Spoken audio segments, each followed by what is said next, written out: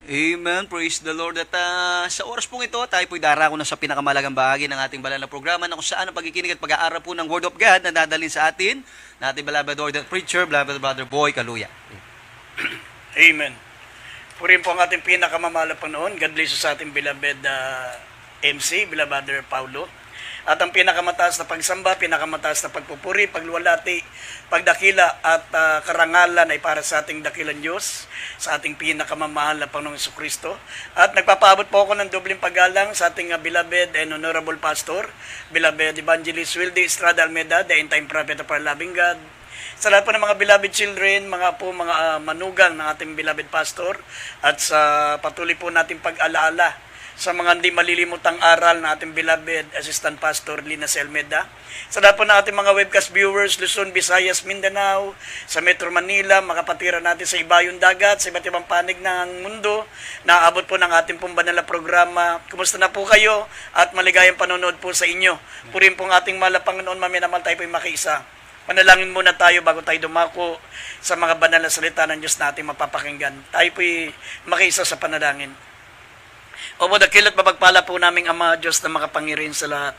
Malapang namin sa pa kaming humingi ng kapatawaran sa aming mga pagkukulang, sa aming mga pagkakasala, sa aming mga kainaan. Malapang noon, mga nabanggit ang aming mga labi. Dakilan Diyos, patawarin mo po kami. Linisin mo ang aming mga puso. Gawin mo kaming karapat-dapat. Magdala na yung banal at sagradong salita. Pahiran mo po na yung banal na kamay, ang aming mga labi, upang ito'y maging mabisa, makapangyarihan, at magbibigay ng linaw sa lahat ng mga puso, ng mga nanonood. Dalangin po namin, malapang bigyan mo sila ng pananampalataya, lalo na po ang mga may taglay na karamdaman, dakilang Diyos, maging malapo kayo sa kanila. At aming sinasuway lahat ng gawa ng kalaban, demons of unbelief and doubts, demons of hindrances. We bind the power of darkness in Jesus' name. Amen and amen. Kalima minamal, buksan po natin ang ating pambungad na talata, John chapter 1 verse 10 hanggang 14. At italo natin ng verse 18. Kindly, basahin po natin mga talata. Dito po sa aklat ng 1, Kabanatay 1, talatay 10 hanggang 14, italo natin sa 18. Siya'y nasa sanglibutan at ang sanglibutan ay ginawa sa pamamagitan niya. At hindi siya nakilala ng sanglibutan. Siya'y naparito sa sariling kanya at siya'y hindi tinanggap ng mga sariling kanya. Datapwat ang lahat ng sa kanya nagsitanggap ay pinagkalooban niya sila ng karapatang maging mga anak ng Diyos sa mga tuwid bagay ang mga nagsisisampalataya sa kanyang pangalan. 13, na mga ipinanganak na hindi sa dugo, ni sa kalooban ng laman, ni sa kalooban ng tao, kundi ng Diyos. At nagkatawang tao ang berbo, at tumahan sa gitna natin, at nakita namin ang kanyang kalwalatian. Kalwalatian gaya ng bugtong ng Ama, na puspos ng biyaya at katotohanan. Talo ng 18, walang taong nakakita kailanman sa Diyos, ang bugtong na anak na nasa sinapupunan ng Ama, siya ang nagpakilala sa Kanya. Amen. Amen. Maminamal ang ating pong paksa ay pamamagatan po natin, how some people unwittingly reject God. Amen. Ang ibig sabihin ng unwittingly, maminamal, yung hindi po nila nalalaman, hindi nila sinasadya, o mga minamal, sila po ay ibig sabihin na nagkakasala nang hindi nila nalalaman. Dito po sa mga talata po natin nabasa, maminamal, ito pong tinutukoy po dito na berbo. Kung itataas po natin yung basa sa John 1:1, ito po yung Diyos. Sabi, in the beginning was the Word was with God, and the Word was God. Kaya nga ang itinutukoy dito, maminamal, na nagkatawang tao ay ang Diyos. Amen. Sabi ng verse 14, maminamahal, and the Word was made flesh and dwelt among us. Nagkatawang tao ang berbo ay tumaan sa gitna natin, at nakita namin ang kanyang kalulatian gaya ng bugtong na Ama. Kaya nga, maminamahal, sabi ng banal na kasulatan, yung pong berbo na tinutukoy po dito, sabi, ginawa niya ang sanlibutan. Ginawa niya ang sanlibutan, at sabi ng Biblia, wala ang sanlibutan kung mga minamahal, hindi ginawa ang sanlibutan ito ng tinutukoy po na berbo. Sabi ng banal na kasulatan, John 1:3. Sabi, wala sanang sanlibutan kung hindi ginawa ito, maminamal, ng salita. At sabi, siya nasa sanlibutan, at ang sanlibutan ay ginawa niya, at hindi siya nakilala ng sanlibutan. Siya'y naparito sa kanyang sariling kanya, at hindi siya tinanggap ng sariling kanya. Amen. Ganyan po, maminamahal, katulad po ng Israel. Hindi nila namalayan, maminamahal, na hindi nila tinanggap ang mahal na Panginoon Diyos. Unwittingly. Hindi nila, bagamat ang Israel, maminamahal, ito po ang pinaka makadiyos sa lahat ng bansa. Wala pang mga ganong tao sa mundo, maminamahal, wala pang ganong maraming bansa. Ang Israel po ang kauna-unahang kumilala sa Diyos. Sa pamagitan ni Abraham, maminamahal, at ipinakilala ni Amang Abraham ang kanyang Diyos sa kanyang mga lipi, sa kanyang mga lahi, mula maminamahal sa kanyang anak na si Isaac, at sa kanyang apo na si Jacob. At si Jacob po, maminamahal, ay nagkaroon ng 12 patriarka. Kung mababasa nyo sa Biblia, ito po yung 12 patriarka. Ito po yung galing kay Israel, na siyang Jacob. Amen. Na siyang Jacob, na ginawang Israel ang kanyang pangalan.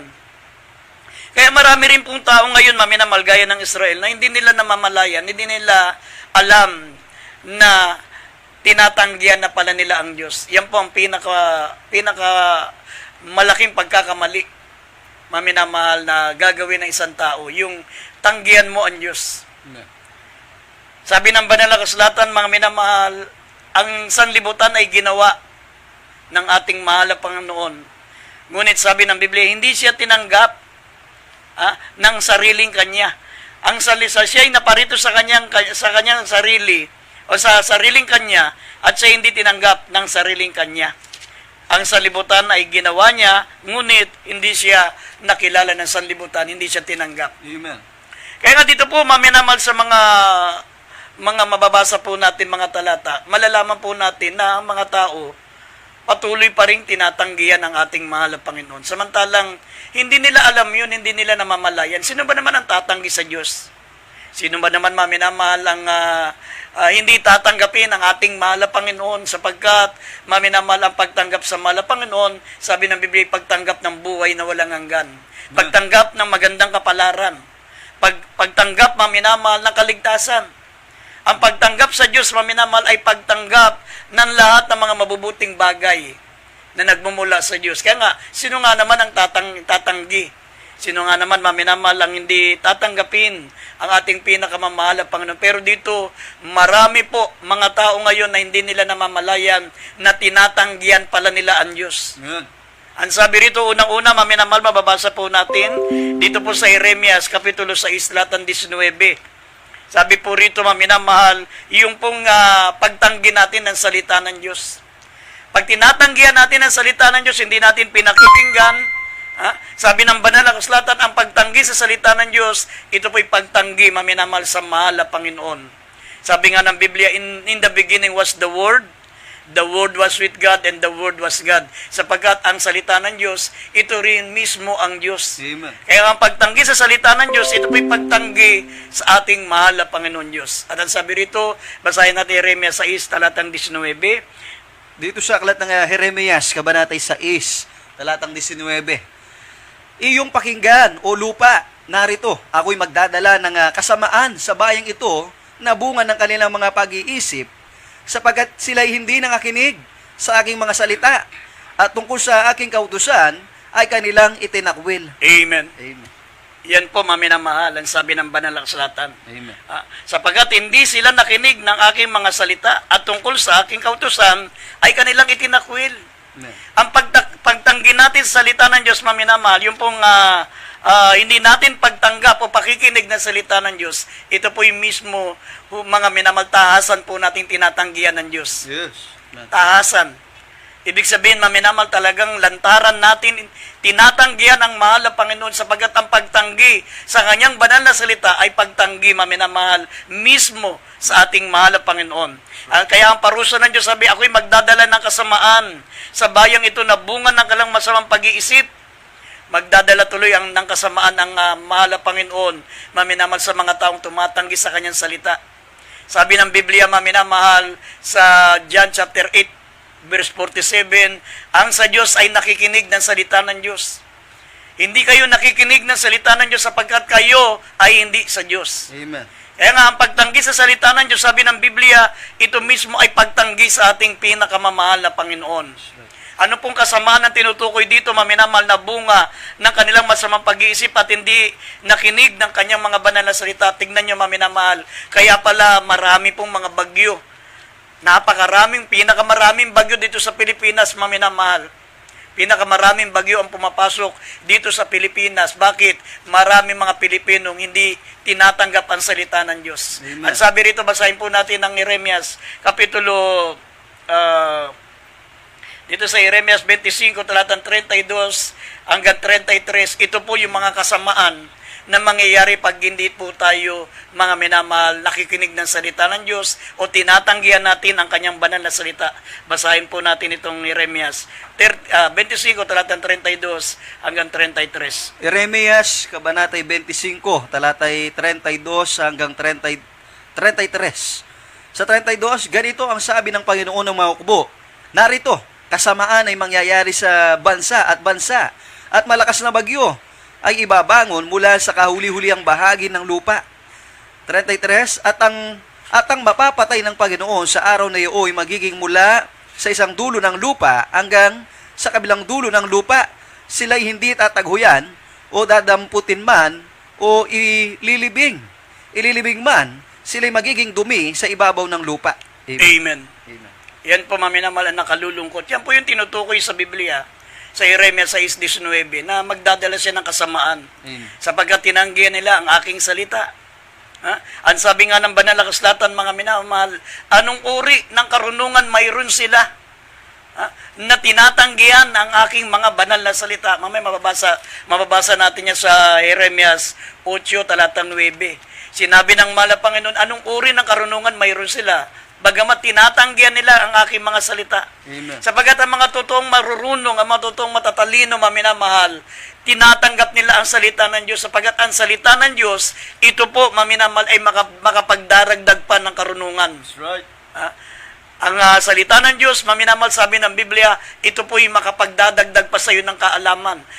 Makapagdadagdag pa ng karunungan, sapagat ang ating pinakamamahal na Panginoong Kristo, sabi po ng Colossians chapter 2 verse 3, siya ang kinatataguan ng lahat ng kaalaman, ng lahat ng karunungan at lahat ng kayamanan dito sa sanlibutan. Yes. Kaya nga kung ikaw ay totoong marunong, kung ikaw ay totoong pantas, mga minamahal, hindi mo tatanggihan ang kanyang banal na salita. That's right. Mga mangmang lamang ang tumatanggi sa salita ng Diyos. Kaya nga, sabi dito, mga minamahal, nakita nyo yung mga bansa na hindi nila binibigyan ng importansya ang salita ng Diyos. Yung hindi nila binibigyan ng pansin yung mga bansa, mga minamahal, na wala roon ng kalayaan ng pangangaral ng salita ng Diyos. Sila po, mga minamahal, ang madalas dinadalaw ng mga malalakas na bagyo. Amen. Sila, mga minamahal, ang dinadalaw ng mga malalakas na lindol, mga iba't ibang mga kalamidad. Sapagat, sabi ng Biblia, ganito ang sabi ng Panginoon, siya'y magpapasapit ng kasamaan sapagkat tinanggihan nila ang aking mga banal na salita. That's right. Ang pagtanggi sa salita ng Diyos, maminamahal, ito po'y pagtanggi, maminamahal, sa ating mahal na Panginoon. Yan po yung tinutukoy dito na unwittingly reject God. Hindi natin sinasadya, maminamahal, hindi natin nalalaman na ang Diyos pala ang tinatanggihan natin. Amen. Sabi rito, kung mababasa niyo ang Jeremias 8:9, sabi, anong karunungan mayroon sila? Sabi ng Kawikaan, mababasa po natin ng Kawikaan 1, talatang 24 hanggang 29, sapagat tinanggihan mo ako, tatanggihan din kita. Amen. Sa panahon ng kasakunaan, sa panahon, maminamahal, na ang bagyo ay dumarating sa iyo, tatawag ka sa akin, hindi rin kita pakikinggan kasi hindi mo rin pinakinggan ang aking banal na salita. Yes. Sabi po rito, maminamahal, mamaya mababasa po natin yan, basahin mo natin ang Jeremias 8:9. Dito sa aklat ng Jeremias, Kabanatay 8, talatay 9. Ang mga pantas ay nangapapahiya, sila'y nanganglulupaypay at nangahuhuli. Narito kanilang itinakwil ang salita ng Panginoon at anong uri ng karunungan ang nasa kanila. Dito sa Kawikaan, mga Kawikaan, Kabanatay 1, talatay 24 hanggang 29. Sa 24, sapagkat ako'y tumawag at kayo'y tumanggi. Aking iniunat ang aking kamay at walang makinig, kundi inyong iniuwi sa wala ang bukong payo, at hindi ninyo inibig ang aking saway. Ako naman ay tatawa sa karawan ng inyong kasakunaan, Ako'y manunuya pagka ang inyong takot ay dumarating. Sapagkat ang iyong takot ay dumarating na parang bagyo at ang iyong kasakunaan ay dumarating na parang ipo-ipo pagka ang hirap at tapis ay dumating sa iyo. Dumating sa inyo. 28. Kung magagayo, tatawag sila sa akin, ngunit hindi ako sasagot. Hahanapin nila akong masikap, ngunit hindi nila ako masusumpungan. Dito sa 29, sapagkat kanilang ipinagtanim ang kaalaman at hindi pinili ang takot sa Panginoon. Amen. Amen. Yan po, maminamahal. Sabi ng Banal na Kasulatan, tinanggihan nyo ako sapagkat tinanggihan nyo. Amen. Tinanggihan nyo ako, kaya tatanggihan ko rin kayo. Amen. Tatawag kayo sa panahon ng inyong kasakunaan, sabi rito, maminamahal. Sapagkat ako'y tumawag at kayo'y tumanggi, aking iniunat ang aking kamay at walang nakinig. Kaya, sabi ng Panginoon, sabi rito, kaya ako naman ang tatawa sa kaarawan ng inyong kasakunaan. Ako'y manunuya kapag ang inyong takot ay dumarating. Pagka ang inyong takot ay dumarating na parang bagyo at ang inyong kasakunaan ay dumarating na parang ipo-ipo, pagka ang hirap at hapis ay dumating sa inyo, kung magkagayoy tatawag kayo sa akin at hindi ako sasagot, hahanapin nila akong masikap, ngunit hindi nila ako masusumpungan.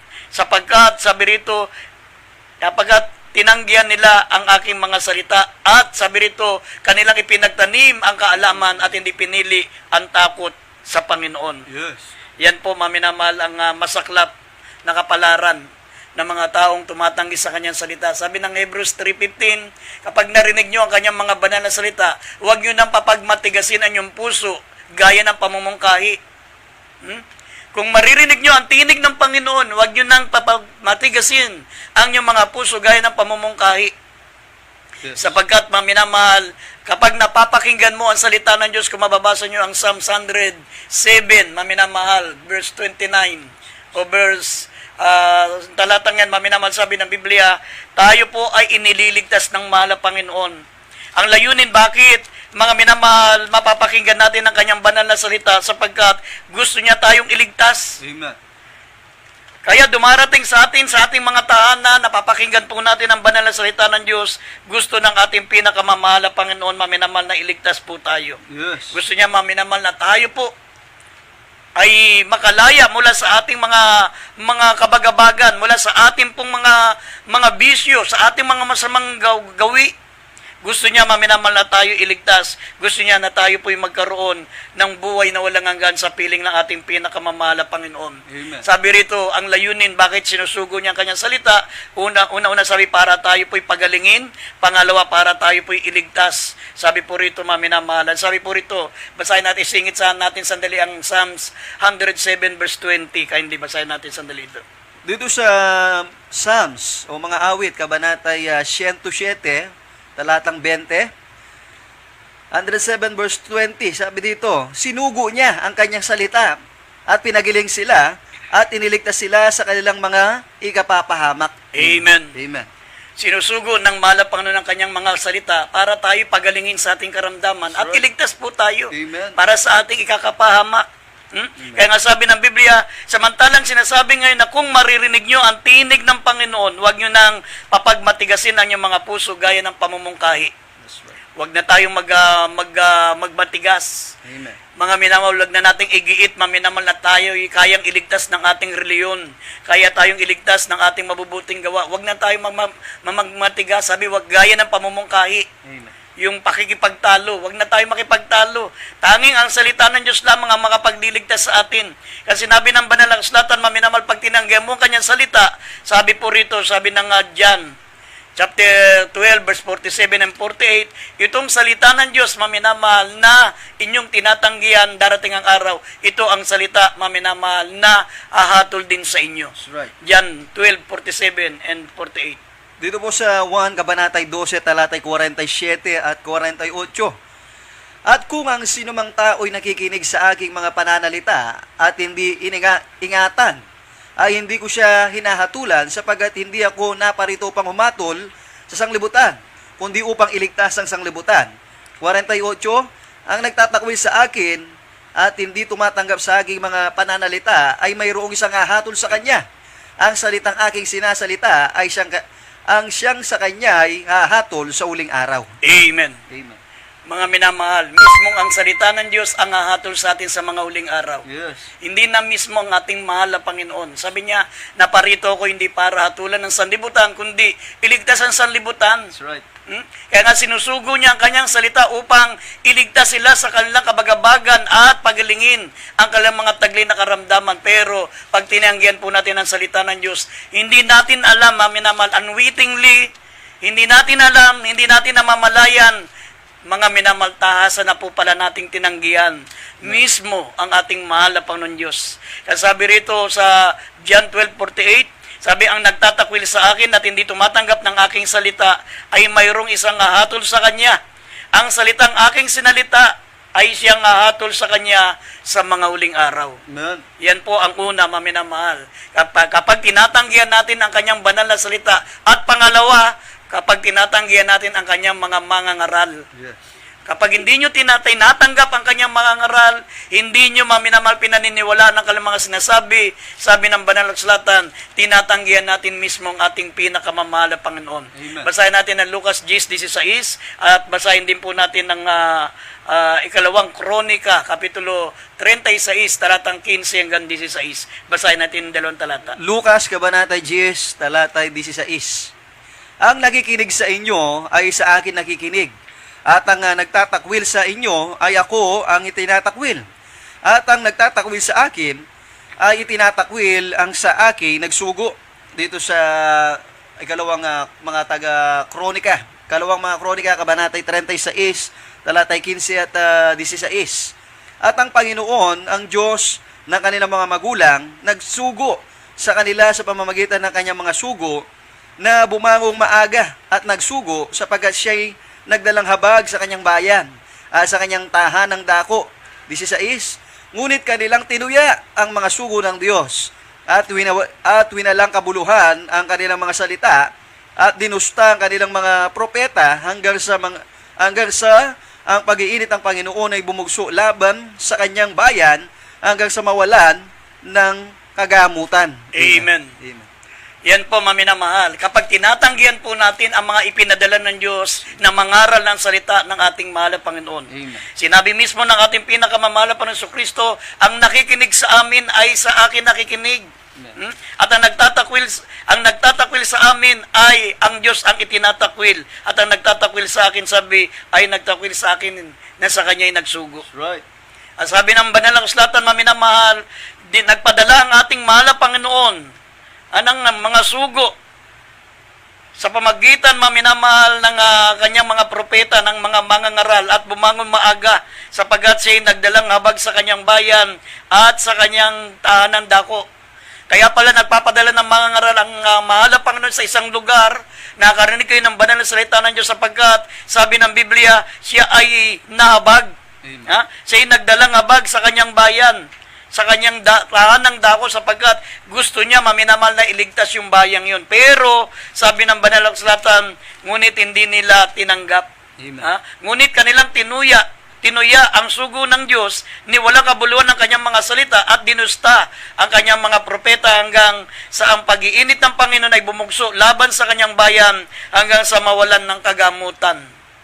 Yan po, maminamahal. Pag tinanggihan natin ang salita ng Diyos, sabi, wala na tayong pag-asa, wala nang lunas. Amen. Mamamatay na tayong masama, mamamatay na tayo sa ating mga karamdaman, mamamatay tayong wala ng pag-asa. Sabi, maminamahal, hanggang sa ang kanyang pag-iinit ay bumugso laban sa kanya hanggang sa mawalan na ng kagamutan. Ibig sabihin, hindi na tayo bibigyan pa ng tinatawag na second chance ng ating mahal na Panginoon. Alam niyo po ba, maminamahal, ang kaligtasan natin, ipinauubayan ng Diyos sa mga mangangaral. Amen. Ipinauubayan niya, hindi sa mga anghel. Ipinauubayan ng ating mahal na Panginoon ang kaligtasan ng mga tao ngayon sa mga mangangaral. Amen. Kung mababasa niyo ang Lucas 16, talatang 27 hanggang 31, ito pong mayaman na napunta doon sa impyerno. Ang sabi niya, amang Abraham, ipadala mo sa aking tahanan itong si Lazaro sapagkat meron pa akong 5 kapatid na nandun sa ibabaw ng lupa. Ipadala mo si Lazaro para patunayan na meron pagdurusa, meron lugar ng pagdurusa upang wag na silang mapunta dito sa aking kinalalagyan. maminamahal, sabi ni Amang Abraham, nandoon ang mga mangangaral, nandoon si Moses at ang mga propeta. Kung hindi sila maniniwala sa Kanya, ay hindi rin sila mahikayat kahit merong patay na babalik sa mundo. Mga minamahal, hindi rin sila paniniwalaan kung hindi nila paniniwalaan ang mga mangangaral. Ibig sabihin, ipinagkakatiwala ng Diyos ang kaligtasan ng kaluluwa ng lahat ng mga tao, mga minamahal, sa mga tunay na mga mangangaral ng salita ng Diyos. Amen. Sabi po rito sa Lucas 16, talatang 27 hanggang 31, basahin po natin. Dito sa aklat ng Lucas, kabanatay 16, talatay 27 hanggang 31. Sabi dito, at sinabi niya, ipinamamanik ko nga sa iyo, Ama, na suguin mo siya sa bahay ng aking ama, sapagkat ako'y may 5 kapatid na lalaki, upang sa kanila'y patutuhanan niya, baka sila'y mga parito sa dakong ito na pagdurusa. Datapot sinabi ni Abraham, nasa kanila si Moises at ang mga propeta, bayang sila'y pakinggan nila. At sinabi niya, hindi amang Abraham, datapot kung isang mula sa mga patay ay makaparoon sa kanila, sila'y magsisisi. At sinabi niya sa kanya, kung di nila pinakikinggan si Moises at ang mga propeta, ay di rin mga hihikayat sila kahit ang isa'y magbangon sa mga patay. Amen. Amen. Yan po ang katotohanan, mga minamahal. Kaya marami mga pilosopo ngayon, mga minamahal, ang katwiran nila bago sila maniwala, sasabihin nila, kapag mayroon ng taong bumalik dito sa mundo at patunayan na may langit at mayroong impyerno, ay doon pa lang kami magsisisi, doon pa lang kami maniniwala. Doon pa lamang kami magbabalik loob sa Diyos. Pero, yan po isang malaking kamangmangan. Amen. Dahil sinabi ng Biblia, mga minamahal, kung hindi nyo pinaniwalaan ang mga propeta at si Moses, ang mga mangangaral, hindi nyo pinaniwalaan, lalong hindi rin kayo mahikayat kahit merong patay na magbabalik para patunayan na merong langit at may impyerno. Amen. Kaya nga, mga minamahal, kapag ang isang tao ay nandun na sa impyerno, ang pinakadakilang pagdurusa na mararanasan niya, yung tinatawag na remorse. Yung remorse, yun na talagang yung napakatinding panghihinayang. Yung abot kamay na yung kaligtasan, maminamahal, na nangangaral ang salita ng Diyos, napapakinggan nila ang banal na salita ng Diyos, pero tinatanggihan nila. Iisipin nila pag nandun na sila sa impyerno, maminamahal, isa po sa mga panghihinayang na sasabihin nila, sayang, sana naniwala na ako, sana ibinigay ko na ang aking buhay at tumanggap ako sa mga pananalita ng mga mangangaral. Yan po ang pinaka-great remorse na mababanggit ng mga taong nasa impyerno. Yung dakilang panghihinayang. Biro mo, napakinggan nila ang salita ng Diyos pero hindi pa rin nila pinaniwalaan. Sayang. Sayang na sayang, maminamahal. Buti kung wala pong, hindi bali sana kung hindi ka maniniwala, maminamahal, ay mayroon pang option bukod sa impyerno. Yung tinuturo ng ating kinagisnang reliyon na mayroong purgatorio, hindi po totoo ang purgatorio. Amen. Sa Biblia po, langit at impyerno lang at dagat-dagatang apoy. Sabi ng Biblia, pag wala ka sa langit, doon ka sa impyerno. At pagkatapos ng impyerno, maminamahal, sabi ng Biblia, ang impyerno itatapon pa sa dagat-dagatang apoy. Amen. Ang impyerno po, gaya ng sinabi rito sa 2 Peter chapter 2 verse 4, ito po'y detention cell lang. Yan po'y kulungan lamang. At yung tinatawag na final destination, sabi na Revelation chapter 20 verse 14 and 15, at ang impyerno, maminamahal, ay itatapon sa dagat-dagatang apoy. Ito ang ikalawang kamatayan, ang dagat-dagatang apoy. Yung impyerno, itatapon pa sa dagat-dagatang apoy. Ibig sabihin, grabe na ang pagdurusa sa impyerno. Hindi pa pala yun ang huling parusa, maminamahal. Hindi pa ito yung tinatawag na final destination. Ito po, maminamahal, ay pansamantala lang, temporary lang. Temporary lang, meron pang walang hanggang kaparusahan. Ito po yung dagat-dagatang apoy na nakasulat sa Revelation 20 verse 14 up to 15. Basahin muna natin ang 2 Peter chapter 2 verse 4. Yung pong impyerno, maminamahal, sabi ng Biblia, ay yung mga nasa impyerno para ilaan lang sa paghukom. Ilalaan, ibubulid sila sa impyerno para yung mga nasa impyerno, katulad ng mga falling angels, mga taong makasalanan, mga taong hindi tinanggap si Kristo bilang sariling tagapagligtas, sabi ng Biblia, sila ay ikinulong sa kalaliman para ilaan sa paghukom. Sabi rito, basahin po natin, maminamahal, dito sa 2 Peter chapter 2 verse 3 verse 4 at mamaya Revelation 20 verse 12 up to 15, mababasa po natin dyan. Pagkatapos ng impyerno, mayroon pa pong dagat-dagatang apoy. Basahin natin. Dito sa aklat ng ikalawang Pedro, kabanatay 2, talataya 4, sapagkat kung ang Diyos ay hindi nagpatawad sa mga anghel ng mga kasalang mga yaon, kundi sila ibinuhulid sa impyerno at kinulong sa mga hukay ng kadiliman upang ilaan sa paghukom. Dito sa Apokalipsis, kabanatay 20, talata po'y 12 hanggang 15. 12, at nakita ko mga patay, malalaki at maliliit at nakatayo sa harapan ng luklukan at nangabuksan ng mga aklat at nabuksan ng ibang aklat na siyang aklat ng buhay at ang mga patay ay inatulan ayon sa mga bagay na nasusulat sa mga aklat ayon sa kanilang mga gawa.